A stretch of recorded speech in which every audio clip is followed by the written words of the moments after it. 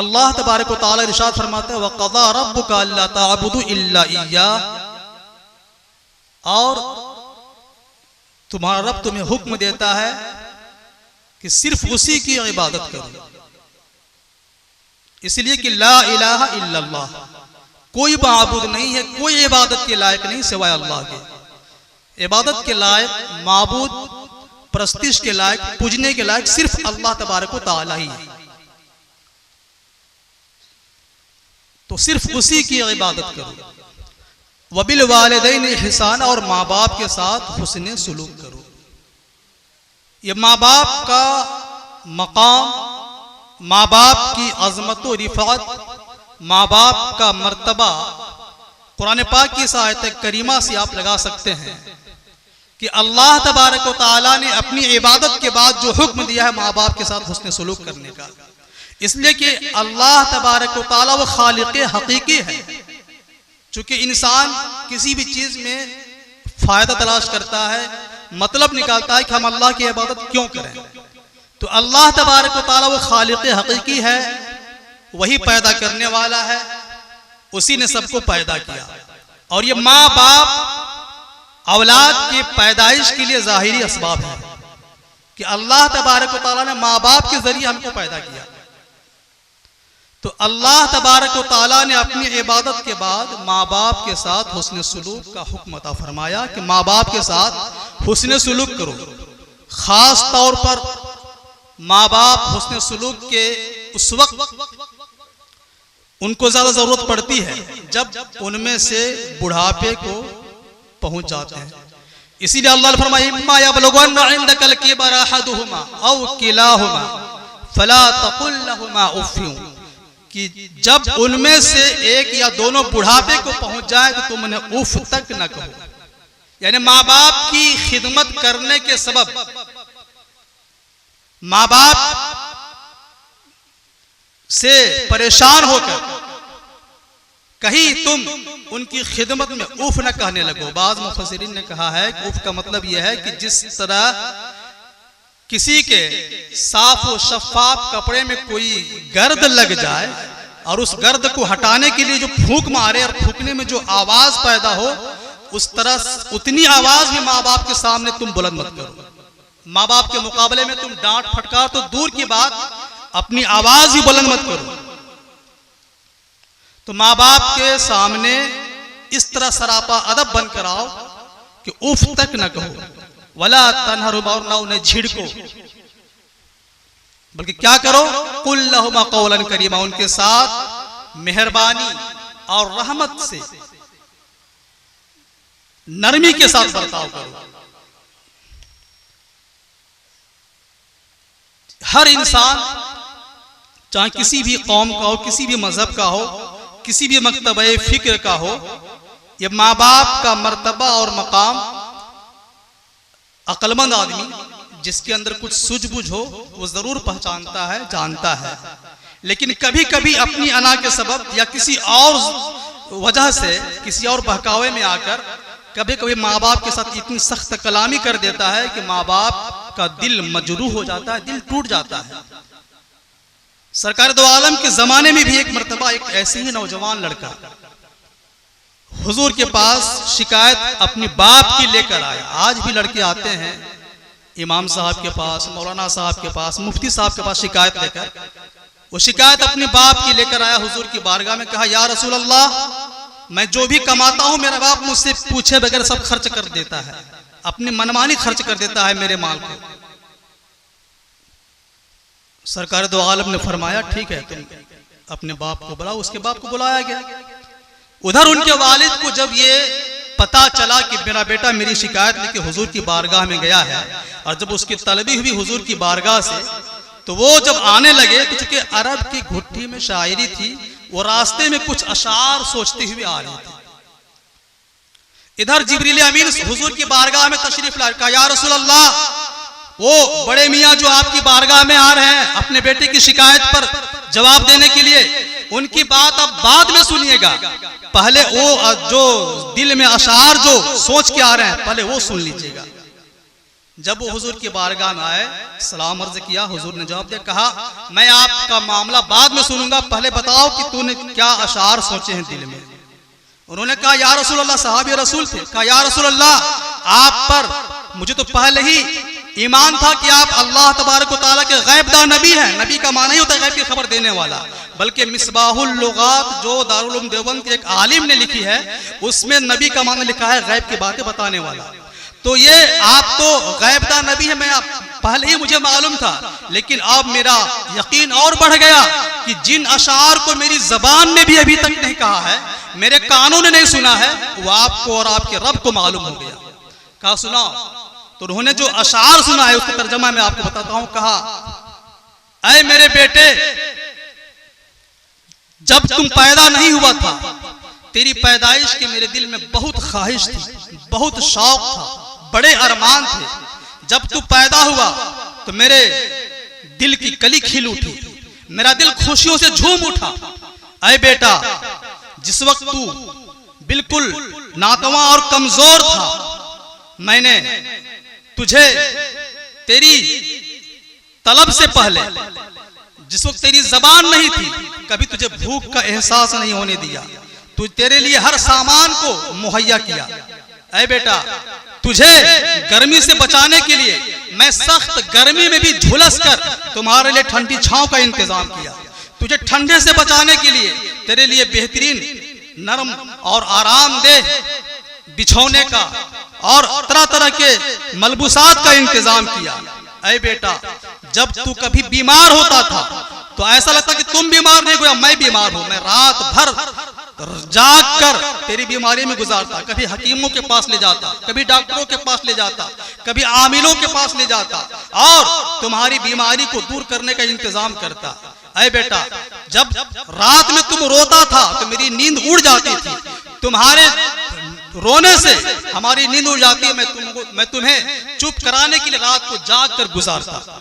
ऐ बेटा, मेरे दिल में अंगड़ाई ले रही थी मेरी ख्वाहिश कि काश मेरा बेटा एक तनावर दरख्त बन जाए, जवान हो जाए और मेरा बेटा फले फूले। तुम्हारे लिए हर तरह का इंतजाम किया, हर तरह तुम्हारे आराम का ख्याल किया। ऐ मेरे बेटा, मेरी ख्वाहिश थी कि आज मेरा बेटा अभी एक नन्ही सी कली है, मैं इसको अपने साये तले इसको परवान चढ़ाऊंगा और जब तनावर दरख्त बन जाएगा फिर इसका साया मुझे नसीब होगा। ऐ मेरा बेटा, मैं अल्लाह से दुआएं करता, तुम्हारी बीमारी में दुआएं करता, या अल्लाह इसकी बीमारी मुझे दे दे, मेरे बेटे को शिफा बख्श, मेरे बेटे को इलाज अता फरमा। मैं अल्लाह से दुआएं करता है बेटा, अगर इसकी मौत हो तो इसके बदले मुझे मौत दे दे, मैं दुनिया बहुत देख ली है लेकिन मेरे बेटे को मेरी जिंदगी अता कर दे। ऐ मेरा बेटा, मेरे दिल में बहुत अरमान थे, लेकिन काश वो मेरे अरमान पूरे होते। अब तुम जब जवान करियल जवान हो गया तो अब तुम उन जबान से मुझे इस तरह से डांट सुनाता है जिस जबान जिसको मैंने बोलना सिखाया है। ऐ मेरे बेटा, तुम मुझे बाप नहीं समझता, कम से कम एक पड़ोसी समझ लेता, पड़ोसी की तरह बर्ताव करता, कम से कम मजबूर एक बूढ़ा समझकर मेरी तरह बर्ताव करता। लेकिन तुम्हारी डांट से मेरा कलेजा छलनी हो जाता है। जब वो बड़े मियाँ हुजूर के पास ये अशार अरबी में सुना रहे थे, उन्होंने देखा कि हुजूर की आंखों से आंसू गिर रहे हैं और सरकार दो आलम के रेशे मुबारक, दाढ़ी मुबारक आंसुओं से तर हो गए। हुजूर ने फरमाया गजबनाक होकर उस नौजवान को, का अंत व मालुक लि अबीक, अंत व मालुक लि अबीक, अंत व मालुक लि अबीक, कि जा तू और तेरा माल तेरे बाप का है, तू और तेरा माल तेरे बाप का है, तू और तेरा माल तेरे बाप का है। तो मेरे बुजुर्गों और दोस्तों, आज हम में से अक्सर नौजवानों का भी यही हाल होता है। हम अपने माँ बाप को कहते हैं, अपने किसी मशवरे में, किसी मामले में उनके बोलने पर आप चुप रहिए, आपको समझ में नहीं आएगा। अरे नादान, वो उस वक्त समझते थे जब तुमको बोलना नहीं आता था। तुम्हें अगर तुम मम कहता तुमको पानी पिलाते थे, तुमको भूख लगी है या नहीं लगी है, तेरी जबान नहीं थी लेकिन वो समझते थे कि उसको भूख लगी है। मेरा बेटा क्या चाहता है, हम कहते हैं अभी आपको कुछ समझ में नहीं, आप चुप रहिए, आप खामोश रहिए। मेरे बुजुर्ग और दोस्तों, ये हमारी नादानी है। रब तबारक व तआला हम अपने माँ बाप के साथ उससे सुलूक करने की तौफीक अता फरमाए, और सिर्फ जिंदगी ही में नहीं, जब माँ बाप दुनिया से पर्दा कर जाए तो उनका एहसान खत्म नहीं हो जाता है। उनके साथ हुस्न सलूक करना खत्म नहीं हो जाता है, बल्कि हदीस पाक में है, हदीस पाक है अन-नबी उसैद साइदी क़ाला जाअ रजुलुम मिन बनी साइदता इला नबी सल्लल्लाहु तआला अलैहि वसल्लम क़ाला या रसूलल्लाह सल्लल्लाहु तआला अलैहि वसल्लम इन्ना अबवैया हलका फहल बक़िया मिन बिर्रिहिमा शयउन वसिलुहुमा बिही बाद मौतिहिमा क़ाला नअम बिअरबअति अशिया अस्सलातु अलैहिमा वल इस्तिग़फ़ारु लहुमा व इन्फ़ादु अहदिहिमा बाद मौतिहिमा व इकरामु सदीक़िहिमा। सरकार दो आलम ने फरमाया, एक सहाबी हुजूर की बारगाह में आया, अर्ज़ किया रसूलल्लाह मेरे माँ बाप इंतकाल फरमा चुके हैं, तो क्या कोई नेकी है कि मैं उनके साथ करूं? हुजूर ने फरमाया हाँ, 4 चीजें हैं। नंबर 1 अस्सलातु अलैहिमा, उन पर नमाज जनाजा पढ़ना, तजहीज़ व तकफीन करना, बेहतरीन कफन दफन का इंतजाम करना। बल्कि बेहतर यह है कि बाप का जनाजा है तो बेटा पढ़ाए, लेकिन अफसोस अब बेटा पढ़ाएगा क्या, बेटा को पढ़ना भी नहीं आता है। बाप की जनाजा में बेटा सिर्फ मुंह खड़ा होकर मुंह हिलाता है। जिस बेटे का इंतजार जो अगर लखनऊ में है या बंगलोर में है, बाई प्लेन आ रहा है, जनाजा कब्रिस्तान में ले जाकर इंतजार कर रहे हैं कि बस अब गढ़वा पहुंचने वाला है, ट्रेन से उतर चुका है, जिस बेटे के इंतजार में सारे मुक्तदी लोग, सारे गांव वाले परेशान हैं, वो बेटा सिर्फ आता है जनाजे में ताकत बढ़ाने के लिए, जिसको सिर्फ नमाज जनाजा की नियत याद नहीं, ना कोई दुआ याद है, सिर्फ खड़ा होकर मुंह हिलाता है। उस बेटे का इंतजार सब लोग करके परेशान होकर करते हैं। तो बेहतर यह था कि बाप का जनाजा था तो बेटा पढ़ाए, बेटा इस लायक है। वल इस्तिग़फ़ार लहुमा, और माँ बाप के इंतकाल के बाद उनके लिए दुआए मग़फ़िरत करते रहना। नमाजें पढ़े तो उनके लिए भी नमाज नफल पढ़कर ईसा सवाब माँ बाप को पहुंचाना, ऐसा नहीं कि खुद भी अपनी नमाज न पढ़े। रोजा रखे तो उनके लिए भी कुछ नवाफिल रोजे रखना माँ बाप के लिए। जहां पर एक जगह हो वहां पर माँ बाप के लिए, माँ बाप के नाम पर कुछ खर्च करना। और आजकल लोग मस्जिदों में पहली कड़ाही 1 लाख रुपया देकर, और मदरसों में और ये सब में कहते हैं कि हाँ पहली कड़ाही में 1 लाख रुपया देंगे, और माँ बाप इतने मोहताज रहते हैं कि उनको चाय पीने के लिए पैसा तक नहीं देते हैं। सिर्फ नामो नमूद ये कि हम माँ बाप के नाम पर हम 1 लाख रुपया फला जगह दिए। अब सोचिए कि अल्लाह तबारक व तआला के रास्ते में माँ बाप के नाम पर देने में इतना सवाब है, तो डायरेक्ट माँ बाप को देने में कितना सवाब मिलेगा। डायरेक्ट हम ये क्यों नहीं करते कि हम अपने माँ बाप को इस लायक बना दें कि जो 1 लाख की बोली हम लगा रहे हैं मेरा बाप लगाता, मेरा बाप को हम इस लायक बना देते कि मेरा बाप मेरे कमाई से, मेरे पैसे से वो 1 लाख बोली लगाने के लायक मेरा बाप बन जाता। तो ये हम अपने बाप को मोहताज रखते हैं। बाप को कहता है कि हम तो बोल दिए अपने अब्बू को कि जब जरूरत हो तो आप मांग लीजिएगा, यानी बाप को भिखमंगा हम समझ लिए हैं कि जब पैसा मांगेगा तब देंगे, खैनी खत्म होगी जब बोलेगा कि हाँ बेटा 2-10 रुपया खैनी लेंगे तब देंगे। आपको कुछ बोल दिया है, आप बोलते क्यों नहीं, मांगते क्यों नहीं? यानी बाप मेरा भिखमंगा है, जब मांगे तब देंगे। ये हम क्यों नहीं करते कि मेरे बाप को कभी मुझसे मांगने की जरूरत न पड़े, कभी किसी चीज की जरूरत न पड़े, हम बाप को हर चीज उसके तलब से पहले ये मुहैया कर दें। तो मेरे बुजुर्ग और दोस्तों, माँ बाप के लिए वल इस्तिग़फ़ार लहुमा, उनके लिए इस्तिग़फ़ार करना, और व इन्फ़ादु अहदिहिमा, उनके वादों को पूरा करना। अगर मेरे बाप ने वादा किया था कि हम मस्जिद में इतना पैसा देंगे और वादा पूरा करने से पहले दुनिया से चले गए, अब उस वादे को पूरा करना, हम उनका लड़का है, मेरी जिम्मेदारी बनती है कि हम उस वादे को पूरा करें।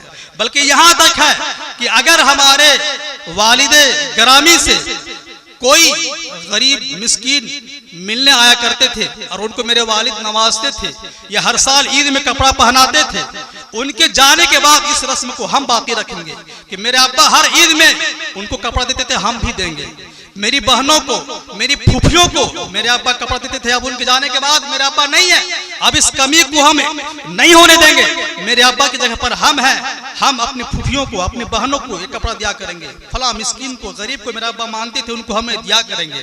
तो ये इन्फ़ाज़ु अहदिहिमा व इकरामु सदीक़िहिमा, माँ बाप के दोस्तों के साथ इज्जत और तकरीम करना, उनकी ताज़ीम बजा लाना, ये हर औलाद पर फर्ज है। इससे उनकी रूह को खुशी पहुंचती है।